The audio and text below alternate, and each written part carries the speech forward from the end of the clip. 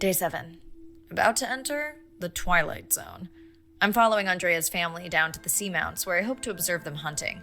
Irina has been testing our samples and is worried about a harmful algal bloom being somewhere nearby, so I am to keep an eye out for that.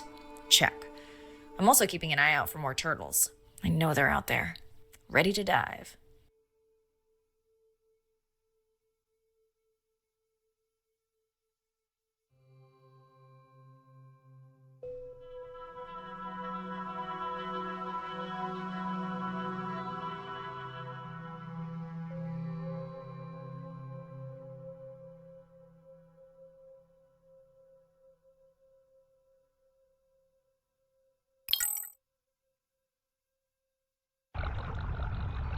I'm in and okay.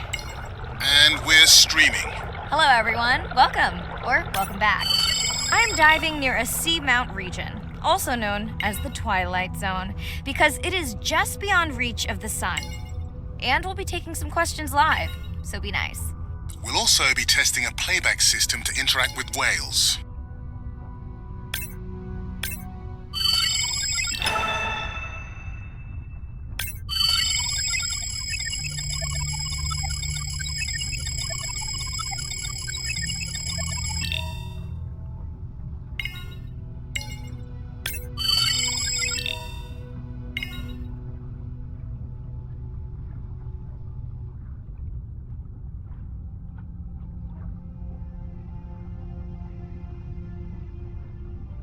Want to hear something cool? So do I.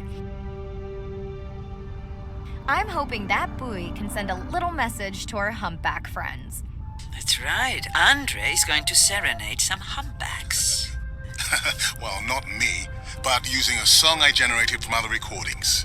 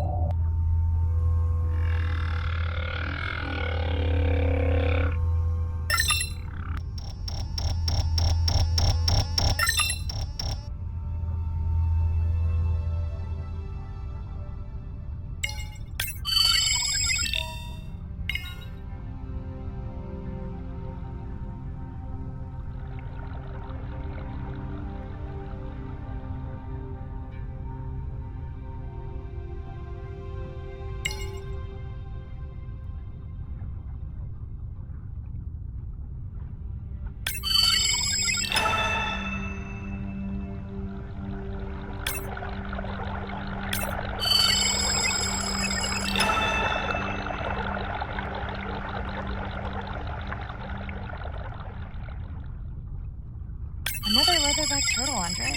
And feasting on some moon jellies. That is odd. Is that the same one we saw before? It looks bigger, but let me zoom scan it to be sure.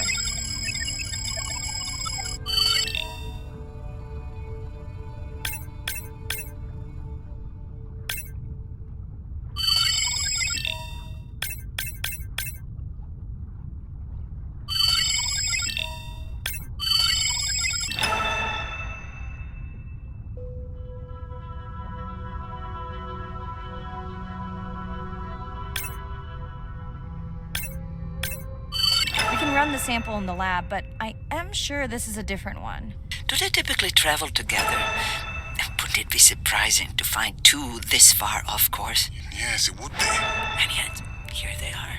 Welcome back, turtles. Enjoy your beautiful moon jellies.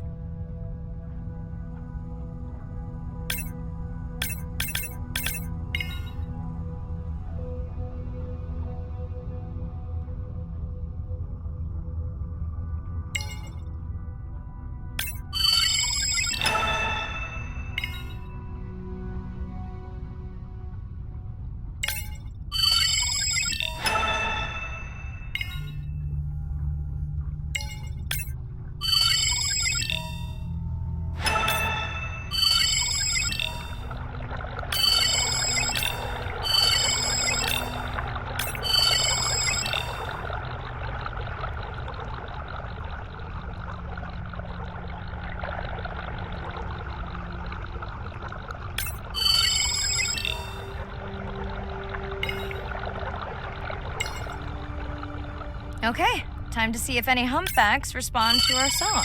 Jordan wants to know how you will know. Great question. If we have recorded him before, we'll see if the influence of our song affected his. Scientists believe whales from one region can influence the song of whales from another when they mix.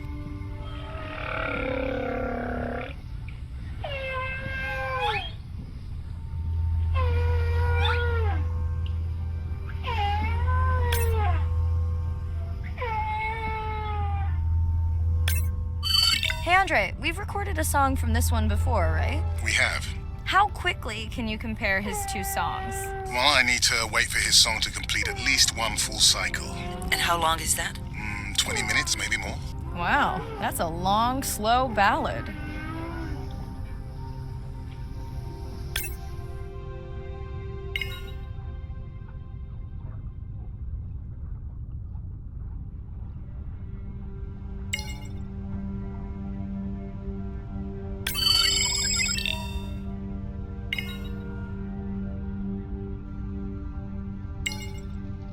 Dana squid. It looks like they're hunting... Lanternfish. Well called, Arena. We'll make you a sea witch yet. I'm sorry, a what? Let's scan a few to pick up their hunting behavior. Here goes.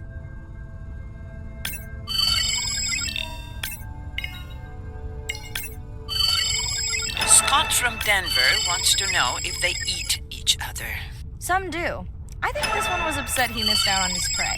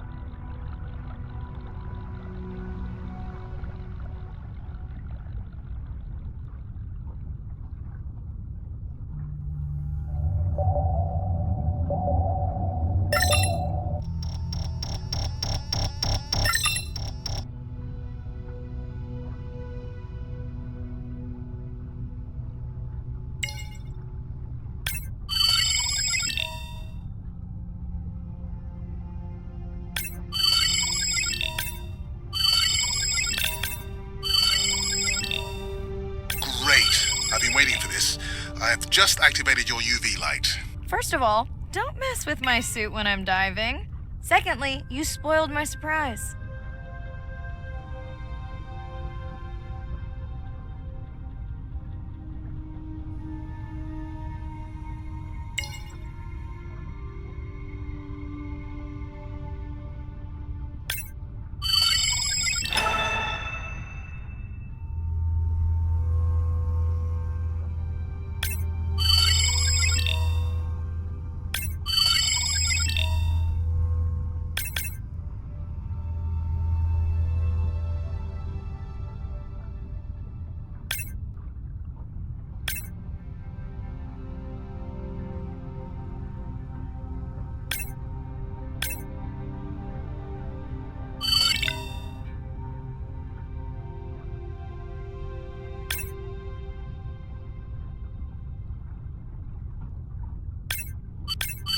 Swell sharks have developed biofluorescence to communicate with each other. Their eyes have special adaptations for the UV light. Now you can see what a swell shark sees. That's what I'm talking about.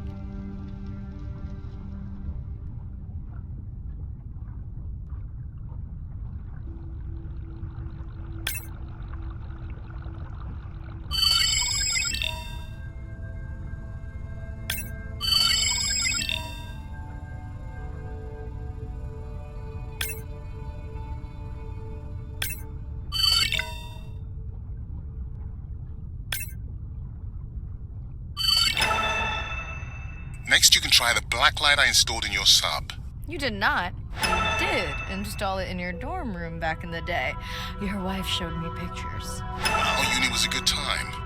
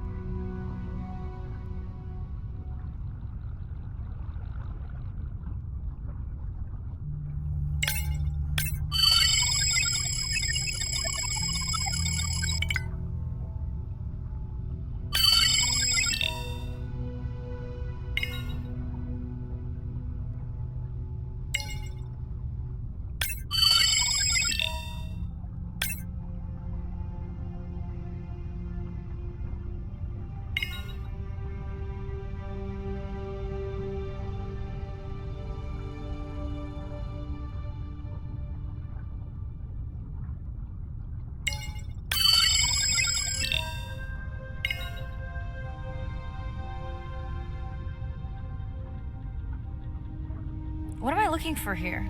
Oh, one of our sperm whale tags must have fallen off. Andre, you really need better glue for these. I don't use glue.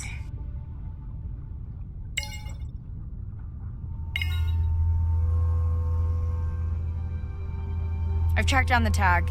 It's in a cave. I wonder how it got in here.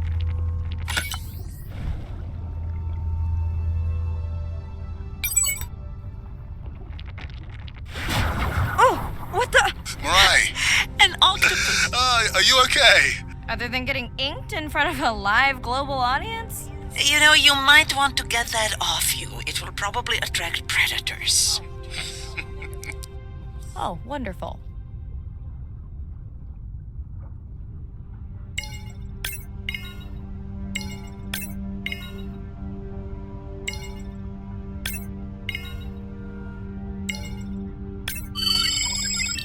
Okay, last boy of the dive. How are you feeling? Chances of suit holding out until the end of the dive? Good. Hope of seeing if our humpback song had any effect? Well, You know this, but for the viewers, science is not magic, it takes patience. I'd like to believe in a little magic.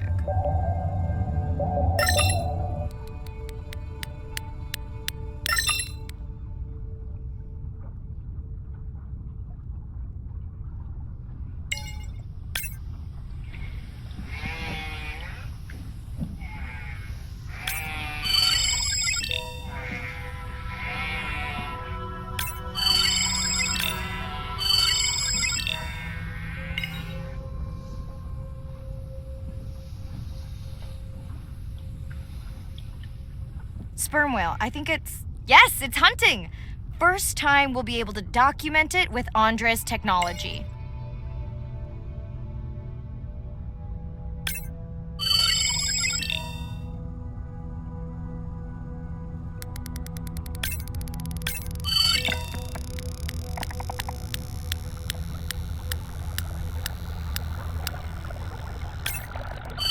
Come on, come on.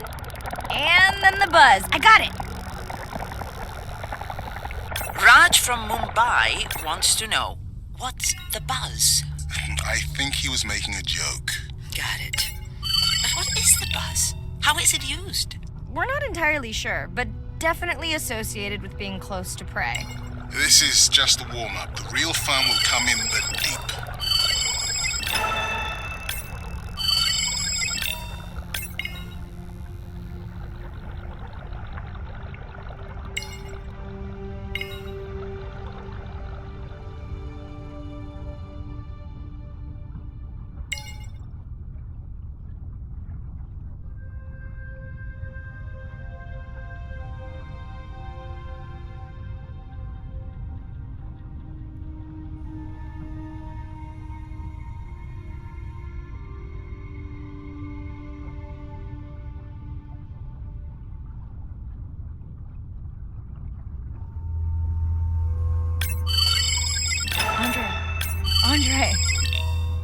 Well, there's no way these little ones are thousands of miles off course. Right, Andre? Give him a minute. Right. Let's scan a few of these to get their gender. There's a tiny tag here. Andre?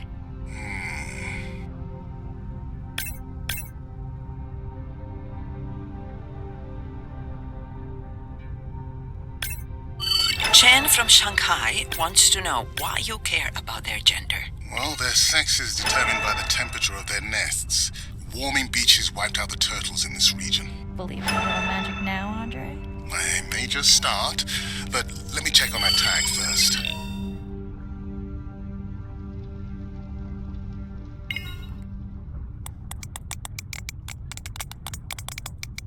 Oh, wow.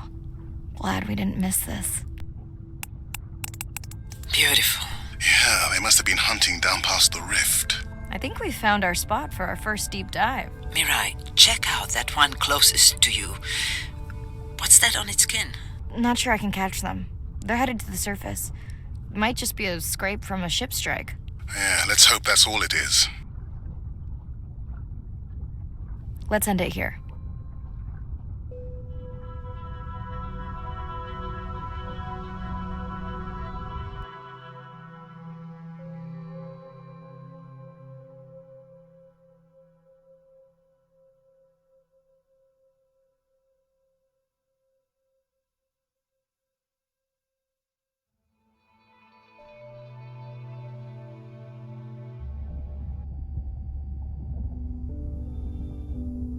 I know it seems like Andre worries about everything. But I really understand where that comes from. Everyone's seen the pictures, but I can tell you it was really tough to be doing hands-on work when we were losing entire species. For me, it was the whales.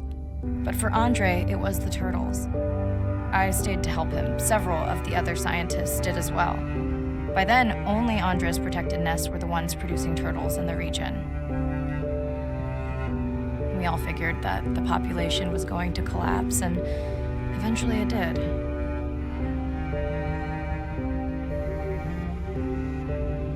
But seeing this large man spend day after day carrying tiny turtles from the nest to the water, it inspired us to stay.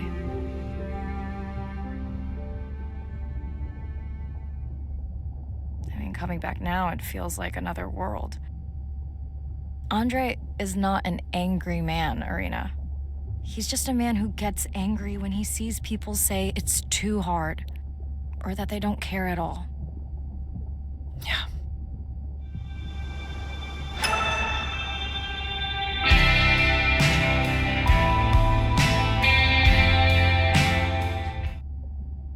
Hi, Mirai. Sorry to miss the post-dive brief. I've been listening to our humpback recordings for hours and got myself in a kind of funk. Actually, I started listening to the humpbacks and then switched to Miles Davis. Anyway, I don't see any clear sign that our playback influenced any of the other whales yet, but I just know we're on the right track. I'm sorry to be in such a mood. Don't know what to make of those turtles or what's going on with our sperm whale family. Right. Catch you in a bit.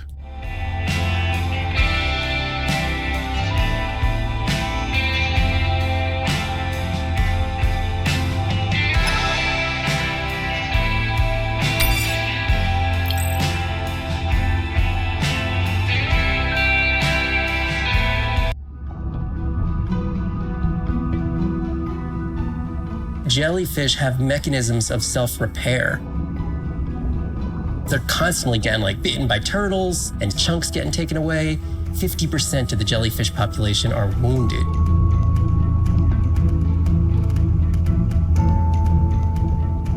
So they've gone through 500 million years living, persisting in the ocean in simplicity, and they've come up with some remarkable ways of living. There's something called the immortal jellyfish and how they age, aging in reverse, which we're just beginning to understand, where they get old and then degenerate back into a youth again.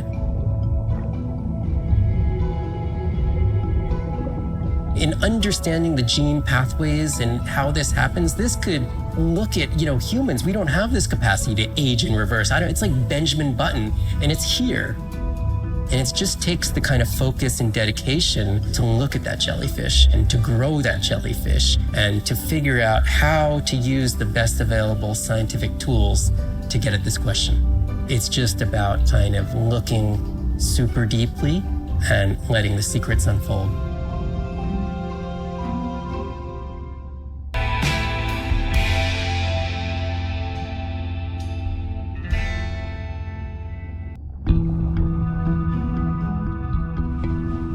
The energy from our star flies through the universe, through our atmosphere, and hits us at the ground. But now, when we go underwater, the ocean properties of water are like pure blue filter. So it's going to filter out all these other wavelengths except blue. As you go down further, it's primarily blue, blue, blue till 700 meters. And at that level, there's still faint photons of sunlight in the blue range. And we call this the twilight zone. And there, animals are still perceiving a tiny little bit of our sun's energy. Below this, it's gone. 24/7 darkness. And it turns out that there's a ton of color vision down in the deep. So it's like they're making enough light down there to be able to be satisfying all the eyes of the deep sea creatures. So it's not this totally dark world down there. It's still light. It's just the animals are making the light rather than the sun. We've designed all this technology to kind of satisfy our visual hardware. As I started looking at other animals, they have totally different hardware. And I've been looking at everything through these silly little primate eyes. We have to overcome our humanness to jump behind the world of a shark or another creature and see the world from their perspective. We found a biofluorescent shark, and it only sees right at the blue-green interface. So it's really just tuned to a very similar spectrum to the environment it lives in. This fluorescence was creating greater contrast for the shark. It's like this endless well of information. We're at the very tip of the iceberg.